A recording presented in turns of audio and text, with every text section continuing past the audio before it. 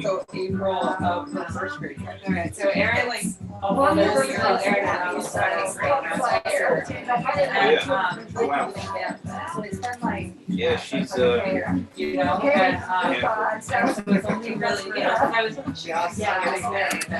oh yeah. Yeah. Problem. I'm trying to put in a lot of work now, so maybe a day off there. So how long did it take to write this? 2 years. You know, like, wow. I mean, yeah, it's pretty good show. Well, then also being up probably for people that people are 5 years after those fashion and then have you had it last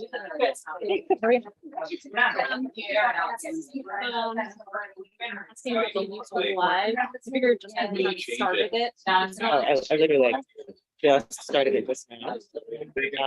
It's on our link tree if you're gonna look at it. We're on your YouTube page. And somebody just called up being like. Yeah, yeah. You gotta publish this. Thank you.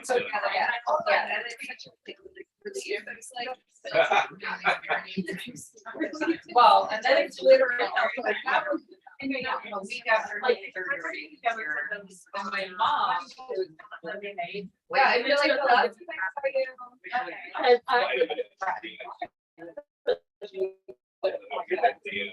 oh, right. Yeah.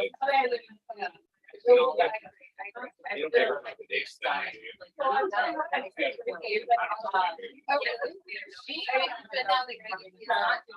feel like the last time one of the last times I read that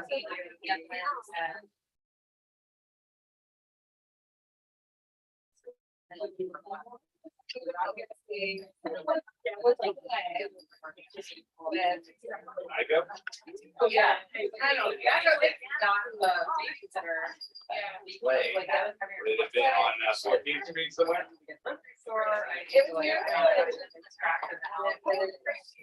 So the Dan. It was with Dan. Yeah, right.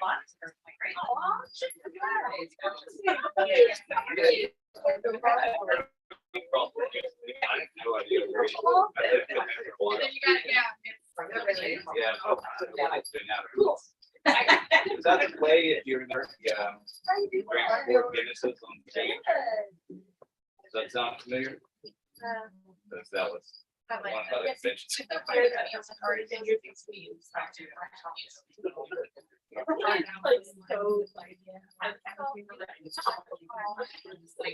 But I actually haven't spent like I haven't. Just yeah.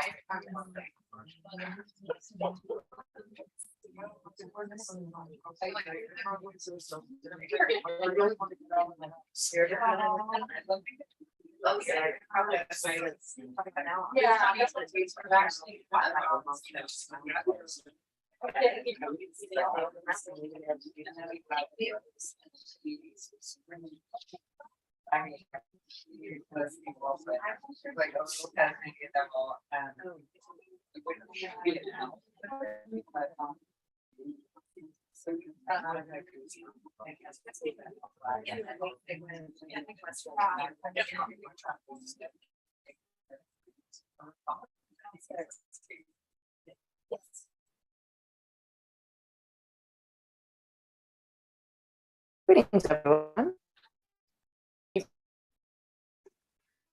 My name is Shady Rose. I'm the events manager here at Lost City Books, and I'm very pleased to have you all with us today. We started a few minutes late because I know that some folks are still stuck in traffic. So if you can give them your goodwill and grace to get here in a timely manner. For those of you who are here, thank you so much for joining us. If this is your first time at Lost City Books, you might not know anything about us, so I'll tell you a little bit. We are a used, new, and rare bookstore, which means we have all kinds of books across multiple genres. And as you can tell, we're a bit of a small store, so we jam-pack this store with a lot of books that really matter to us and really stand out to us, such as the books that we're going to discuss today. A few things before we get started. Please silence your cell phones out of respect to our speakers.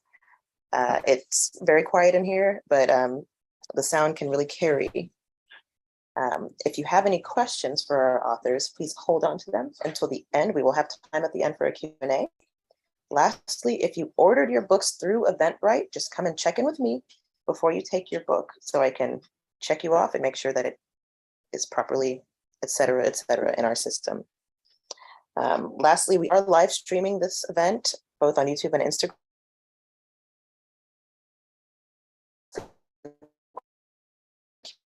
Q&A, your question will live stream.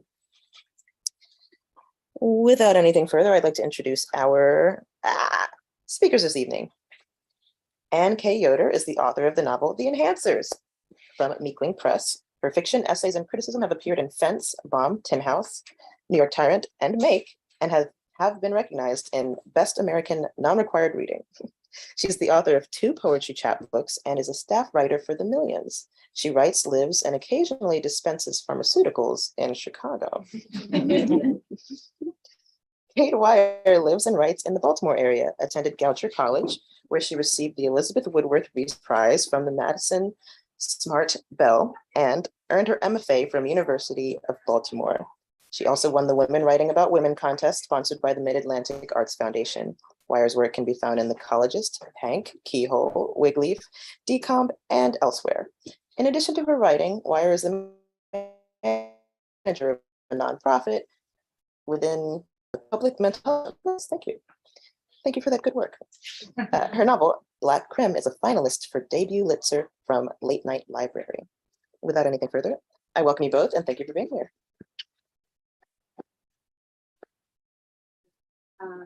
Thank you all for coming out. Thank you. Just wanted to start by maybe talking about how Kate and I know each other, because we actually met in an online workshop about 7 years ago. Is that not? Yeah, turn it on. Okay, all right. With that Peter Marcus was running, that we shared work, read each other's work. That is actually where I first read parts of Cow and Monk, which then a few years later, working as an editor for Meekling, I asked Kate, like, what's going on with this manuscript? Has it been published? What are you doing with it? And then, so I became the editor of Kate's book, which is kind of exciting, which then Meekling published in 2020. And there was a plan to have a party in Baltimore, which never obviously happened. So it's really great to be able to do this reading in person together. And now we both have books. Yeah. Yeah. Thanks. Yeah. And is mine on? Okay, mics are scary. I'll do my best. We have the same a Baltimore-based artist, Suzanne Gold. Suzanne Gold, yeah. Did the cover art For both of the books. So if you can see the correspondence. And actually, Meekling Press also just published an art book of hers. And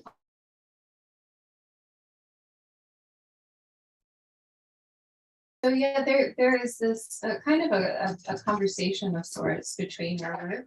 And so I thought maybe you could talk about embodying several voices in your book. So what was that like as you were writing?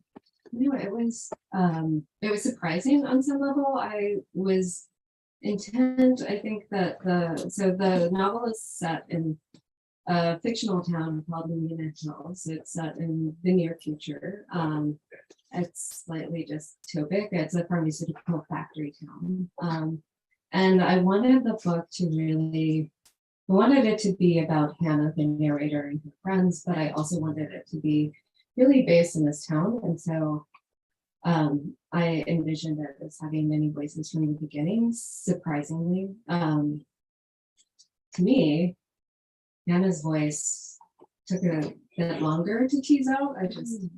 I thought that I would nail that right away. The father surprised me, Harold. He was not part of the plan. Oh, To be in the fun. Yeah. And I started writing him. I was just like, what is this? Like this, he's so present, which is just like such a surprise with writing. But I had envisioned it to be polyvocal, to give it more texture as I saw it. And also I had the idea, especially at the beginning, because I've been working on this book for 10 years, that it would be beginning. I thought this is a poet's novel, it's very focused on language, and so I have these different voices and I will perform different modes with these voices. And so the town's voice, the factory medical voice comes in too. And that I think is the part that is still very much poetic and has a poetic sensibility as opposed to more of a narrative sensibility. Great. So what would you say surprised you the most? It was really, I mean, two things. I mean, Harold's voice surprised me the most. I was just like, what is this voice? Like it just came to me, and it was the easiest part to write, and it was the part that I revised the least. And I just thought, I'm writing this middle-aged man, and I can write this, and it's great. And here, I have experienced being a teenage girl, and I'm having more difficulties with that, or just, and maybe that's partly because trying to differentiate that from my voice was more the problem, where I didn't feel that with writing Harold. And we didn't grow up with screens. Right. Yeah, I'm glad that I didn't have to have social media in high school, at least. Oh yeah, no, I can't imagine. I mean, I can imagine, obviously, through the context of the book, but yeah, I mean, I think also, like just what surprised me was the way, I think at the beginning I had a general concept of the book, but the way that Hannah really kind of just left the screen-based life, or just that it was, I see the book in some ways in the beginning, it's this interrogation of what is it like to be a teenager right now with screens, and also feeling that myself of just always being on screens. And I have my phone right here. I'm going to read from it. But so I think I wasn't planning for Hannah to just leave that world, and Oh, that's cool. yeah, which is not a spoiler. It is, but it's not. So you don't, when you were writing, you don't map everything out. You sort of have a general idea, and then you just go with what road seems to open to you. Or so, just talk about the process. It really depends on the project. And with this book, it was very, like, I think that there are two different ways that I go about it. One is where I have a map and I know, or I have a general sense of trajectory. The other is where I have a general sense of the world, and it requires an excavation. And I have a curiosity that leads me to continue excavating that world. And so the Enhancers was very much that latter one, and it takes so much longer because it's not just defining the world, or it doesn't require, it requires so much more than I think than writing a narrative where you have a sense of the characters from the beginning. And sometimes I am able to do that, and I have a sense of like, oh, this is what I want to do, but I feel like it's more of a puzzle in some ways to figure out what's happening. Yeah, I don't know how. that's my process too. I have to be curious about it. If I knew how a book was going to end, I think I would be bored and I would put it aside. I have to write and just keep finding out where I'm going. So with Girl Cow and Monk, did the stories connect in the beginning? So this is a really tiny book. Yeah. It is probably a fifth of what I originally wrote. So I cut and I cut and I cut and I cut until I got down to just the essence basically of what I wanted to have the story be about. So they were monk living together in a monastery. It was still monk is silent. So there wasn't that kind of conversation happening, but yeah, it was a fundamentally different book. Yeah, that Yeah. sounds like they're living Yeah, Yeah. yeah. She basically crashes the monastery and decides, that she's gonna live there. And he in the very first version, just was not that happy, but he was the last silent monk. So he was in the book is a lot about I think loss and the desire for connection. And so he, as in his voice, it is very full of longing. And so he was okay with having this person come in to his silent world, even though it sort of put a spotlight on more of what he was missing, with having the community of monks that he had before. So, Interesting. One thing about Kate's book is that it is so embodied. I mean, there is a silence. It's two stories, parallel novellas, I think it's what. And there's an embodied silence almost in the second part. That also I feel in the first part there's also an embodied silence because the main characters are a girl and a cow that are leaving their home, and it's so embodied in nature. I guess I'm curious. One is that I think about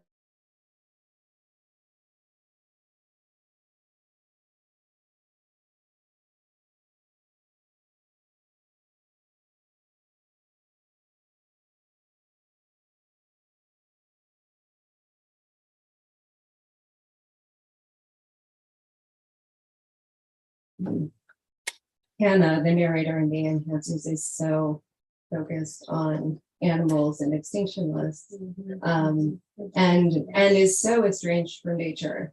And I feel like the narrator and Girl Cow and Monk in general is just very much placed in it. Like there are no screens. yeah. Yeah, I don't do well right. I really do. I have to connect first to the feeling of a place. That's a lot where my brain starts. And so, yeah, the African in Virginia is actually a lot of the beach, the water.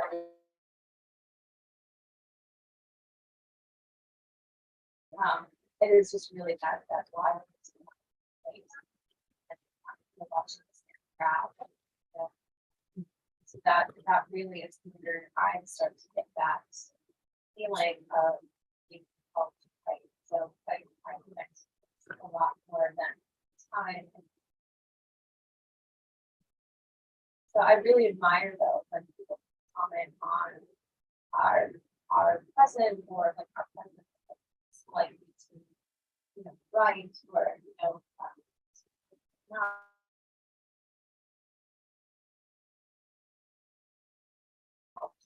Sort of digest it in that way. But when that to me, that's the and so I think what was really powerful about your book is that you do have these like, multiple approaches to really gorgeous poetry. You have this pharmaceutical marketing language, you have a narrative, you have charts, there were all of these really interesting ways to approach the story. We talk about that and all of the multiple things that we sort of approach and pushing this forward. Yeah, and I think maybe the pharmaceuticalism and continue to be in this movie.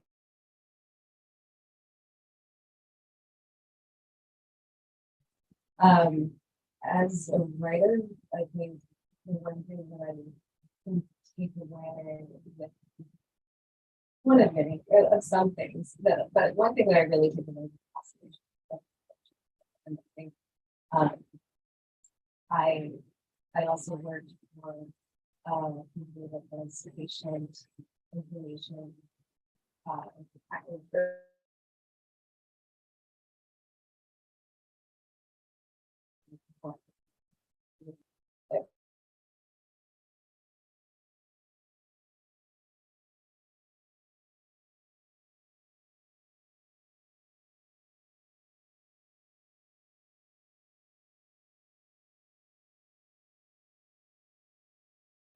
um, we're all experiencing lives and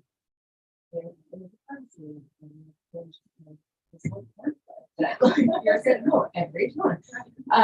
So it was really a lot of fun because it's something for me, like that was actually a very good goal.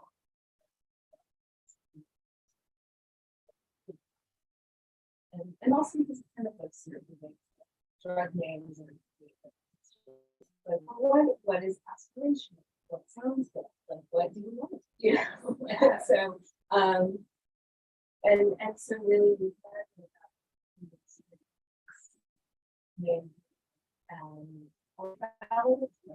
yeah.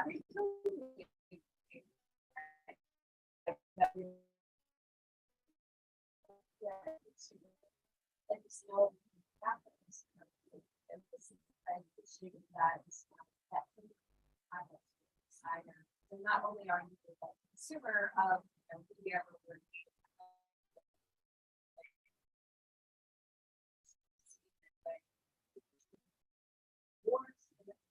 about some of those claims and the names.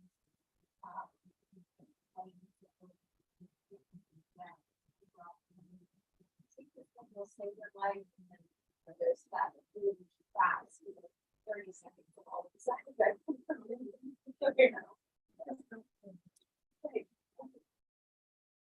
I it's not that I saw that recently while I was rising in the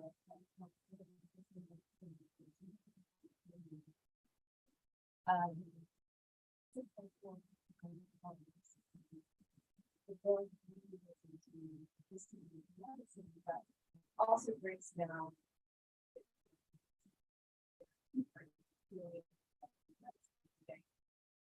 our but it's with that idea and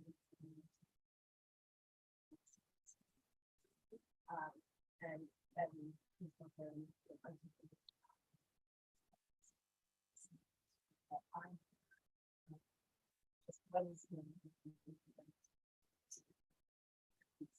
often more concerned technology, you know, or feeling it.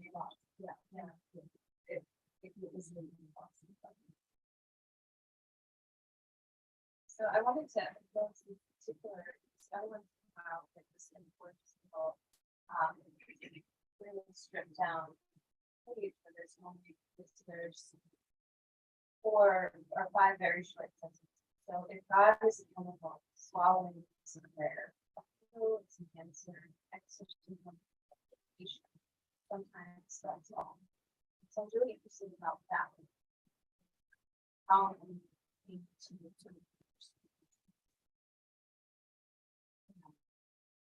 I mean, I think that is there is a certain desire in that is mixed with but I see it maybe maybe desire and the privacy of the voice, and sometimes and the voice of real which is very much like you're But I think that voice, or what I see in terms of is more meaningful than the other voices. So, it is a necessary thing. So, that really is- there's an engagement. Should we- I think, yeah.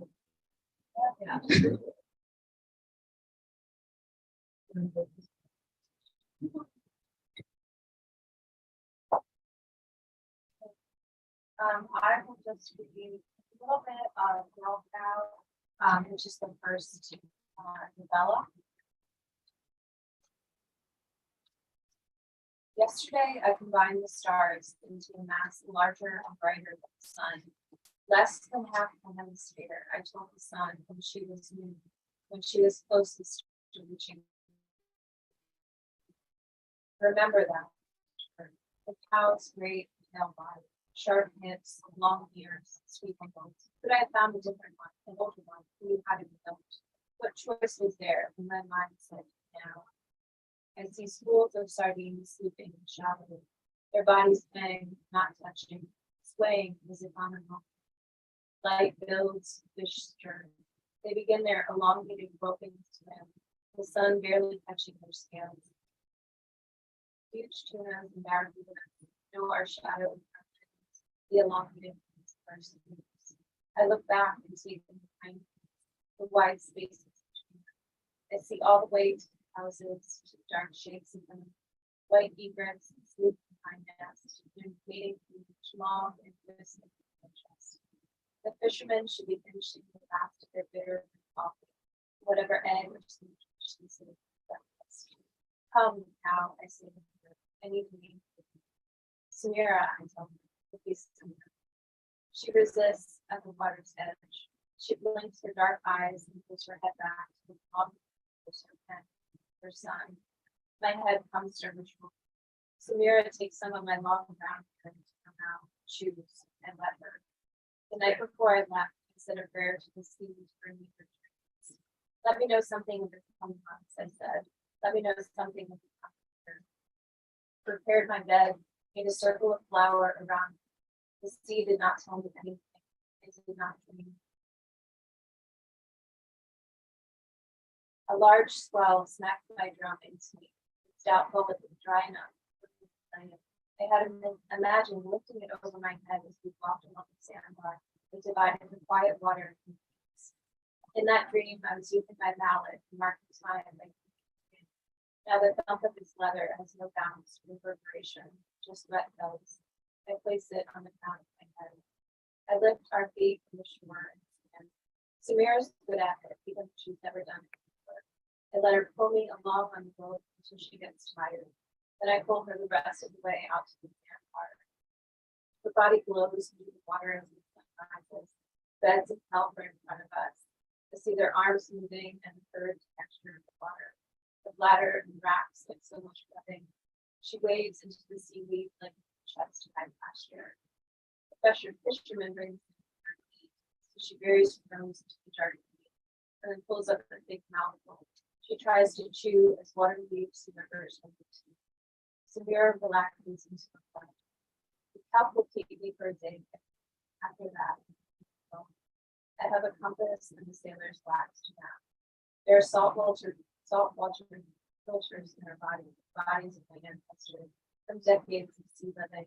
All of it is different from our bodies to the eye. It's a slight pouch of our bellies, a slight float of water being brackish. So, girl and cow adventure in the ocean. It was my first experience working with attachment. And as Anne said, Happy Mom, which is a parallel story. I'll just read it.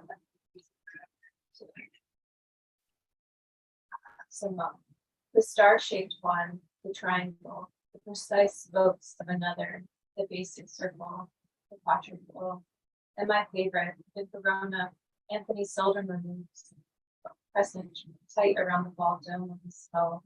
The corona that's almost blue instead of golden, Blue in the way of glaciers, both blue and not, colorless and sky full. It is smallest, but it illuminates the hollows under his dark eyes, catches the white hairs in his eyebrows, glides down the slope of his nose, and shadows the curving light over his bottom lip.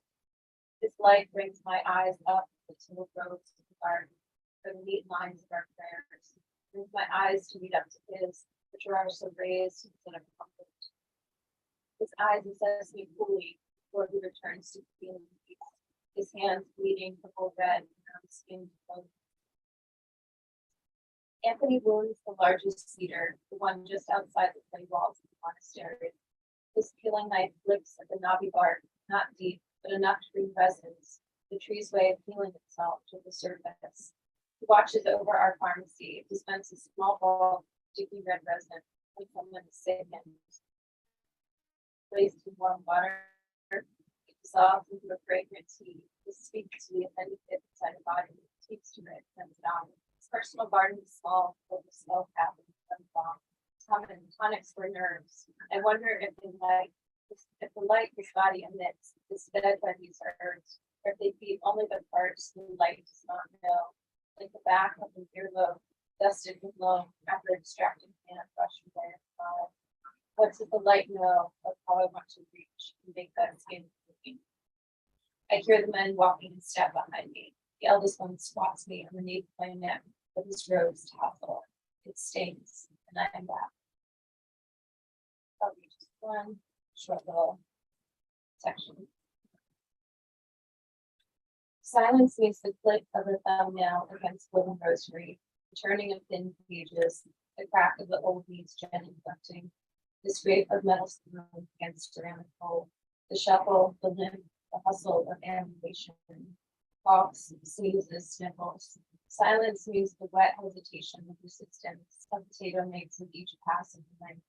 The dry rip of collard greens removed from their stalk. It is hearing of throat swallowing milk, throat swallowing tea, the dry sockets in tea which are bread. It is hearing the air around hands that they perform ritual. As all men move the same pattern, a touch to the forehead, to the heart, to the shoulders. His hands come together to touch palms. Silence means the fabric around our bodies, the swish of growth. It is the strike of a match and the fizz of flame catching, a breath and a flame of Burbidge's fingers, the moon-fed movements of the ocean and its response through the cedars, the falling of those cedars' needles or the thump of its bones. And always straw brooms cleaning to the corners in the hallway. Silence meetings here in turning bodies in narrow beds, scrabble of nice feet, and the mooted whoosh of a raptor. Silence meant I was not alone.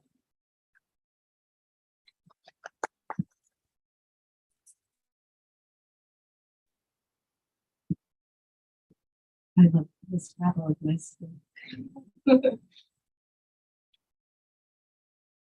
and how in that passage there's so much there's so much in this one.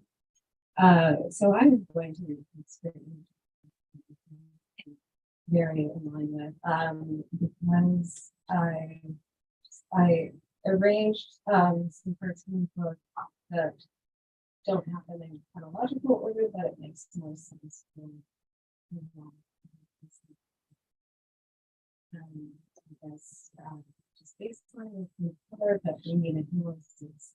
For example, Factory Town, all of the high school students have to take a drug called valedictorian, which is a mental augmentation, and Hannah, who is the main character who considered the that is not responsible.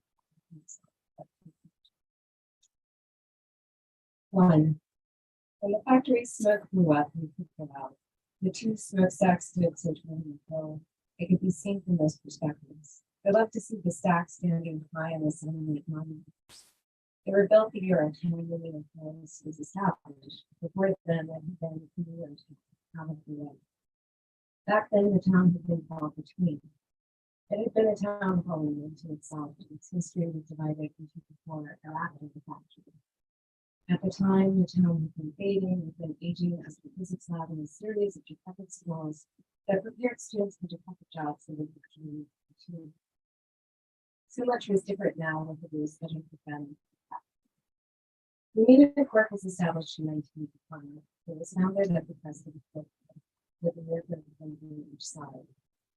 First came the factory and then came Spain, first box and some of the most forward papers and supplemental chemistry moved to this town, which soon became a center for research, development, and archival experiences.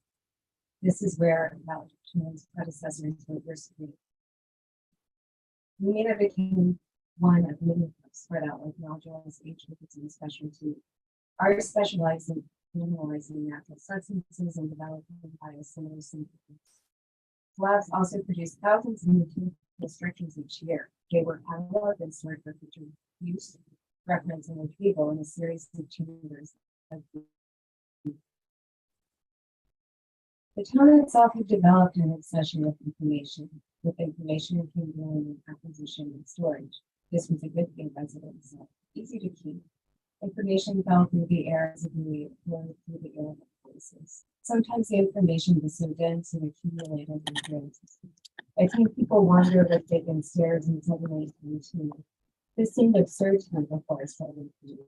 But now I stumbled into this too. My mother, Judy, probably said, supposing my senses and something about interest turbulence. I could sense a heaviness in the air when it was full. Some of us were more sensitive to its presence. Judy said it was like a sixth sense we hadn't realized we possessed until we were.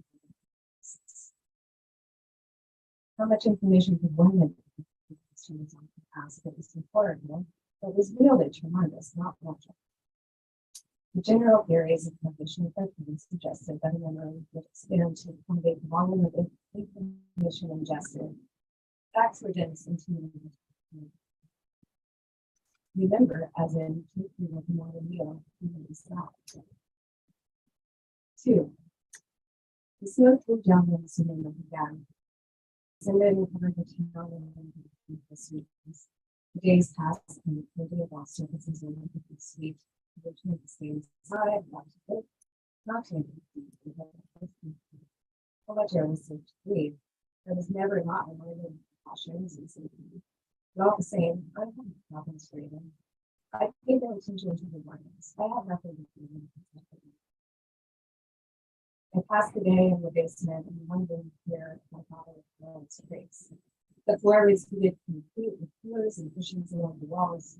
I sat propped on the pillows at the table for the 3 monitors before me, each singing a different string. In the morning, I traveled between sheet pens and video clips, lessons, and then sorting the when the air cleared it, as it is noted, each ticket for it. We kept the lights dim and just the beat. We each glowed in the light of our screens, and we focused on what was before us. The screen glow felt like a complete moment, like a heart, like a caress and a consolation.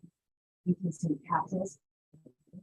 How many hours? How many minutes? How many hours?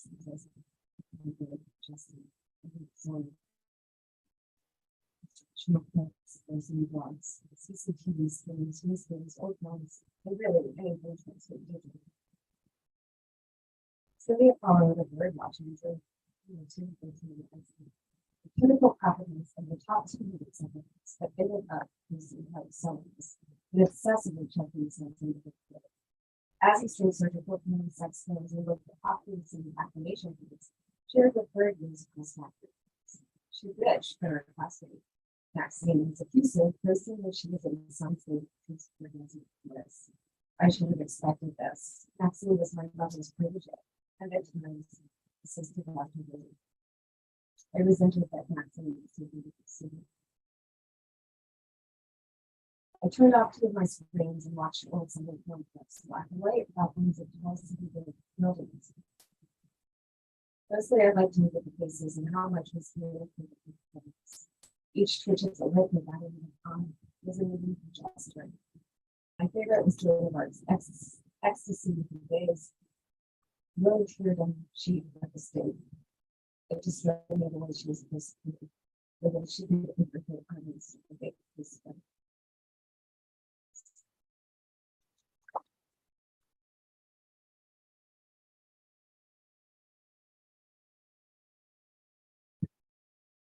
So we can open the floor up to questions from our audience. So I'll start with one from our live stream here. Justin Case asks, Anne, how do you relate to cyberpunk of the 1980s, such as Gibson and Sterling? Do you agree that we have become technology to the extent where we've lost nature as a person?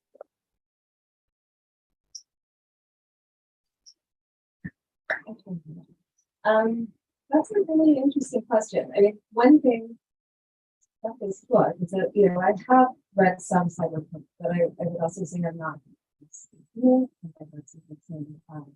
I think the science of the science fiction is partly my scientific background, and that's brought in, or that is part of the reason why it's speculative and classified as science fiction.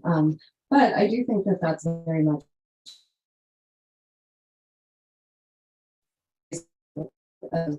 questioning our relationship to nature. I think that the teenagers in this book and the town itself is very much it's basically it's come to rely upon itself and sees nature as something that is separate from itself. And so yeah, I think it is in line with that. And I think that the narrator is questioning, like, that is actually one of the through lines, is what is this division, and is this a good? I mean, she questions that for herself because she doesn't fit within the realm of the town.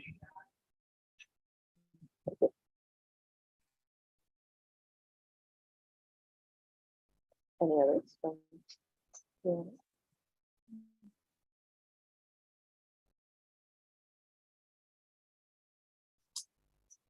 Well, let's talk a little bit about the writing process. I heard you mention earlier, Anne, that this book took you 10 years to write.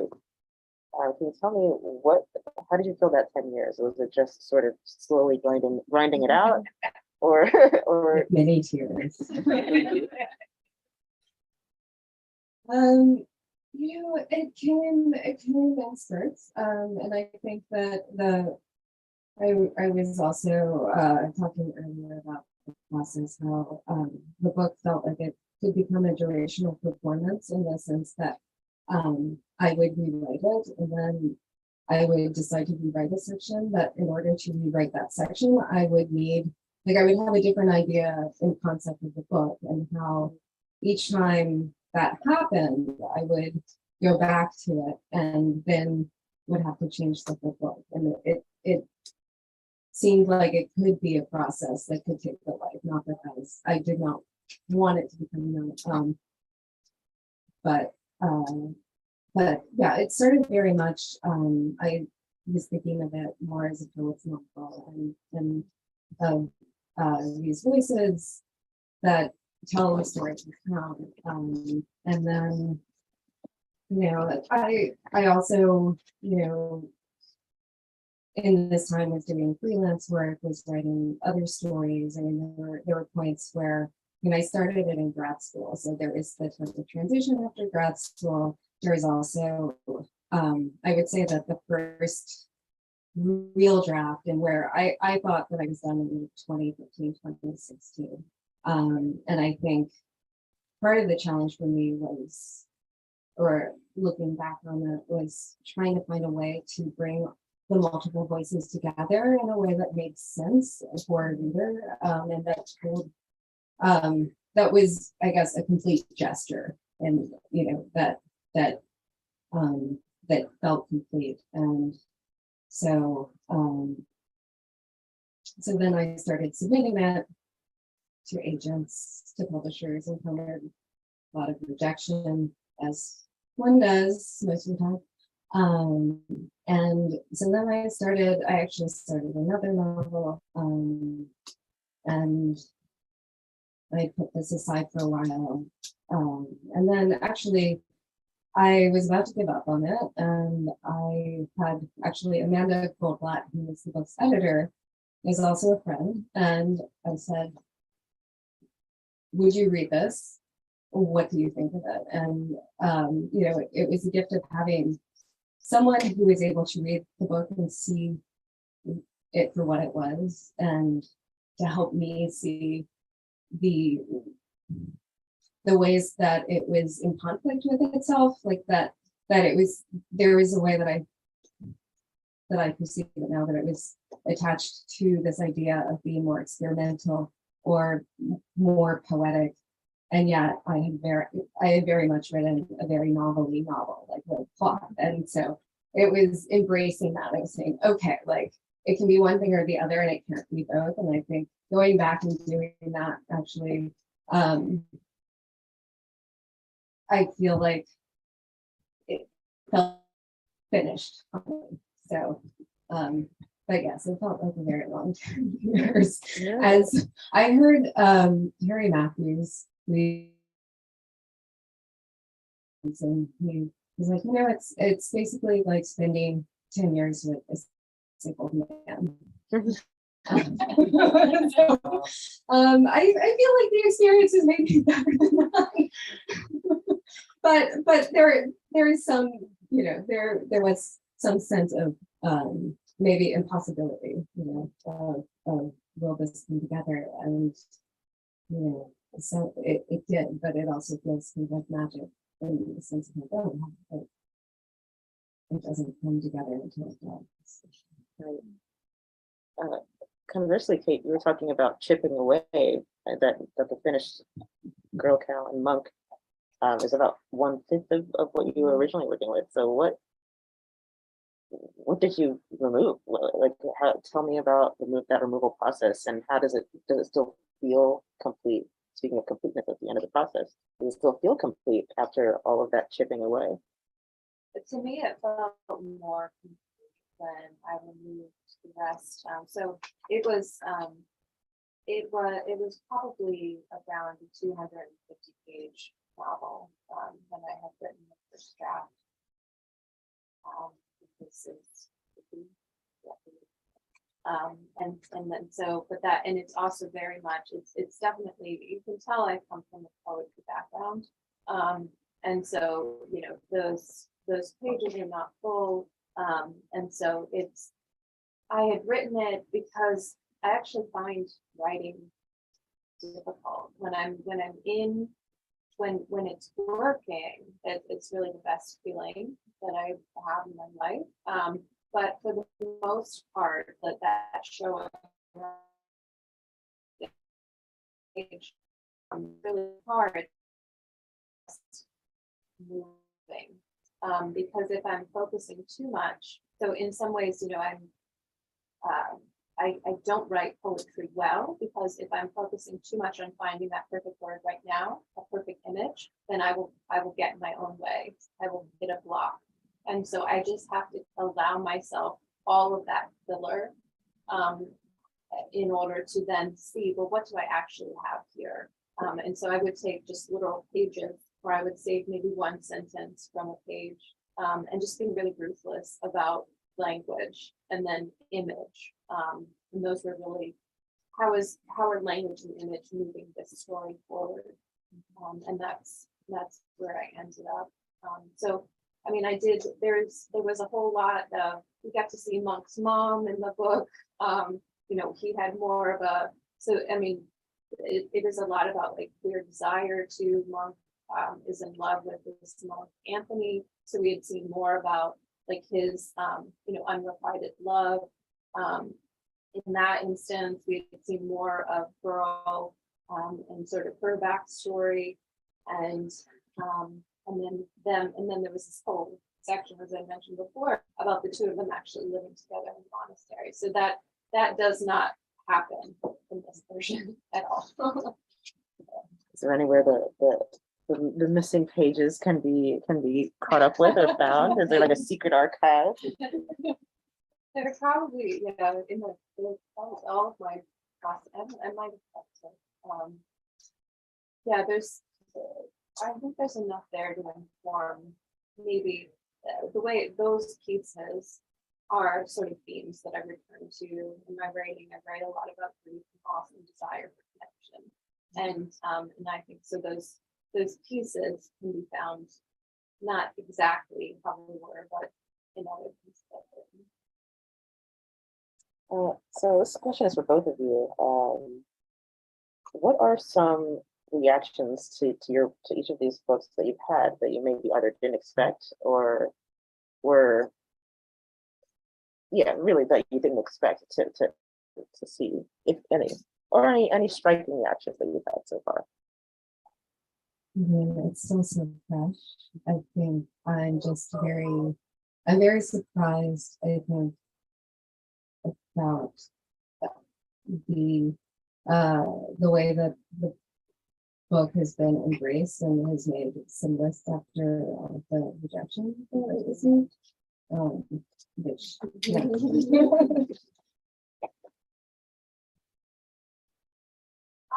Mine, it's definitely for a very particular audience. So, I mean, for the most part, thankfully, people have really embraced the language aspect of it. But then there are some people that are just like, what is this? I don't know. This is a novel. No, this is poetry. Like they get really upset about those genre lines, I think interestingly, both of you have a very unique approach to the language in each book, as you're talking about the poetry background and also sort of some of the invented colloquialisms that appear.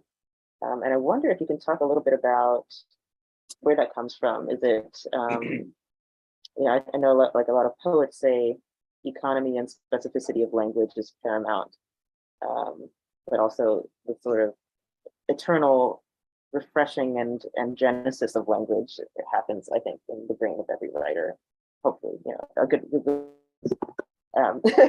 So I wonder if you have any thoughts about how that works for you or doesn't work for you, or sort of where your particular style of arranging words comes from, what you studied to get there, and where you think it'll go.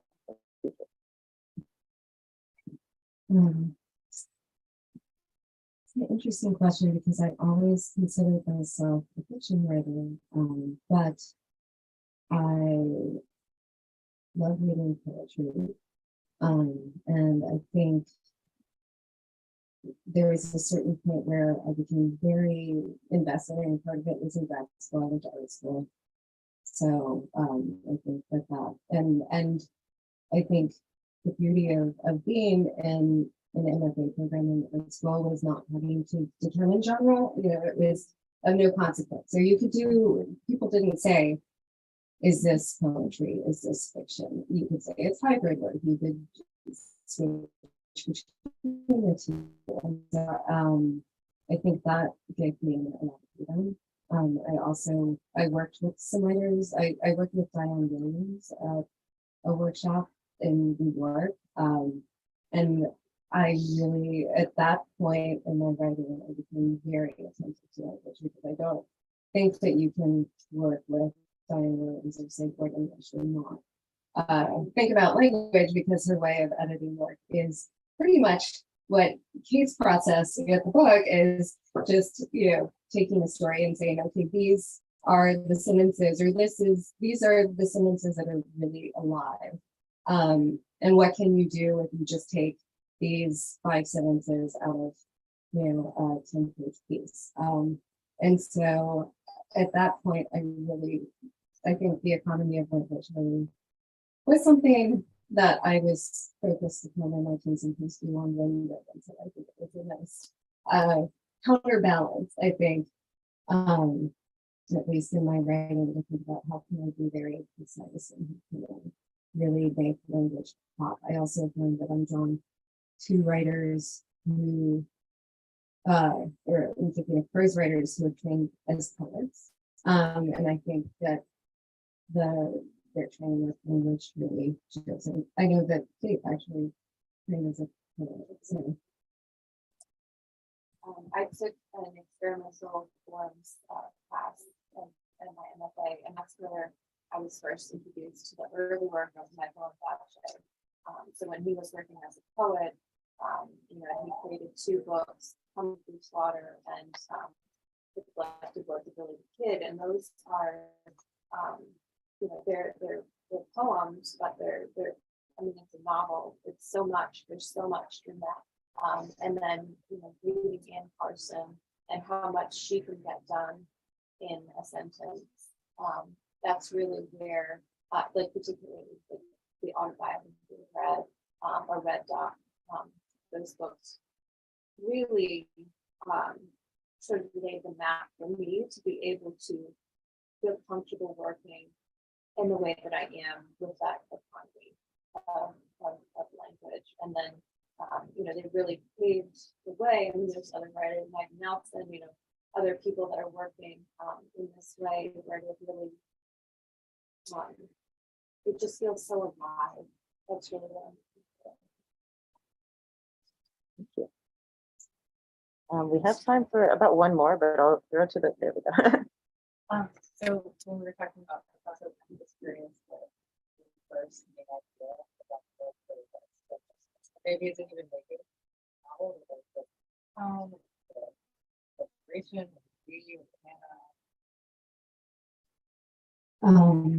It's really hard to boil it down to one thing. But I think I was the idea of augmentation and of chemical augmentation and consciousness. So I was TAing a class on art and biotechnology with a bio artist, and so I was really steeped in different types of augmentation.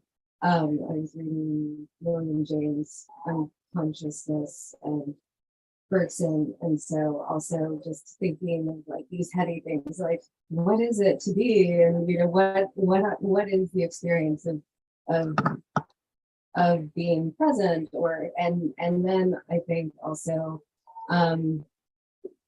thinking about different consciousness, different types of consciousness, different perspectives, and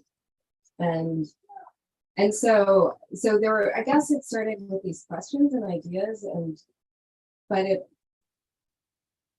it was accompanied by the idea of the town of Lumina and this pharmaceutical world and the teenagers. And I think the teenagers were the vehicle for exploring it. That was my interest, but it was really the town and these questions about the town.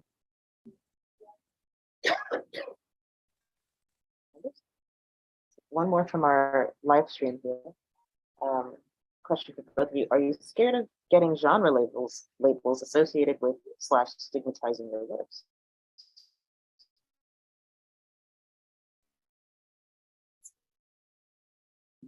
That is, I think about genre labels. I think that there is so much more right now that is crossing genre, or there are just so many books written about sci-fi or speculative fiction. That so many books that are taking on these ideas that I'm not scared about that. I would say that I had a number of people, as I was writing this, ask me if I wanted to label the book as YA. And that was, I think that I did resist that, because I felt like the impetus for that was really because it was a coming of age book about teenage girls. And I think in a way that if the narrators or the focus was on teenage boys, it wouldn't, I don't know if I would have had that question. And so I really pushed back on that. But speculative, whatever, and let people label things that they want. Yeah, this is a novel that I think, bookstores and libraries are probably really confused about where to put it in their stack. So I think that's really the only piece that I would have to contribute, is that I'm very comfortable being a hybrid writer. I think it's just then, like, how do I make sure that, like, my audience, my people, like, how can you find my book? Yeah, that's always the question of that. Like, there's someone who knows exactly what this book is, and I don't have to explain it, right? Wonderful. Well, thank you both so much. This has been an excellent talk. And just one last for everyone. How can we keep up with each of you if we want to keep up with your work? Maybe forthcoming new works as well. Nothing on the horizon. And I have a draft of another book. But let's see, Twitter, Instagram, website. I have upcoming readings in various cities, so those are all on the website.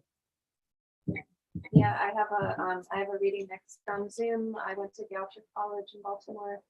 So if you go to Goucher's website, if you want to see me in conversation with Nairobi Collins, we'll be talking about my book too. Excellent. Well, thanks again. Thank you. Right. Everyone feel free to mingle and chat as you like. If you want to buy your book, you can just grab one and take it downstairs to the cash register.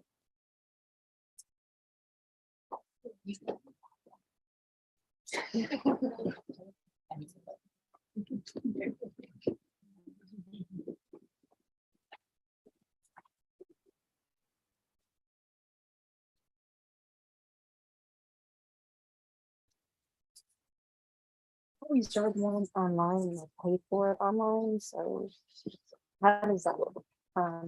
Your name I can show you, is, or Jeremy Griffin, SHEREMEE.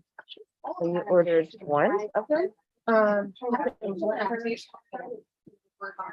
that's for you. And then I'm going to just, or I guess I have a list already. So if you're on your way out, just let them know you already picked them right. I also ordered one. And you're Erin? Aaron Shiegel, yeah. I would like to buy more, because I don't know how that's gonna go over down, but I bought this one, but I'd like to buy these other. Yeah, just if you just let them know. Okay. Maybe I'll just put this in. Yeah, I think it's probably easiest. I'm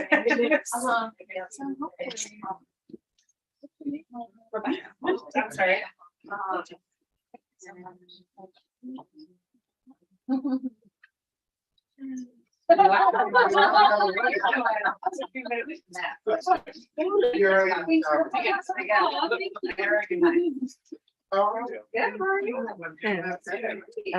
think I have one bag. No kidding. There's a sun. Yeah, it's just like, oh, the whole bag. Oh, the sun. Yeah, I think so. For you?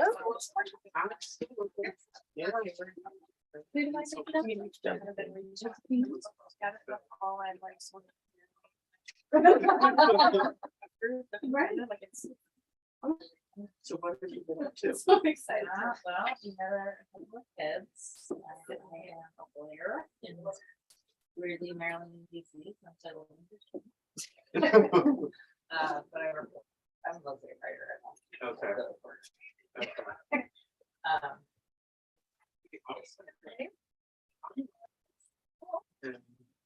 Just working those. Thank you so much. Thank you, Scott. Yes. We worked in the same company. I know.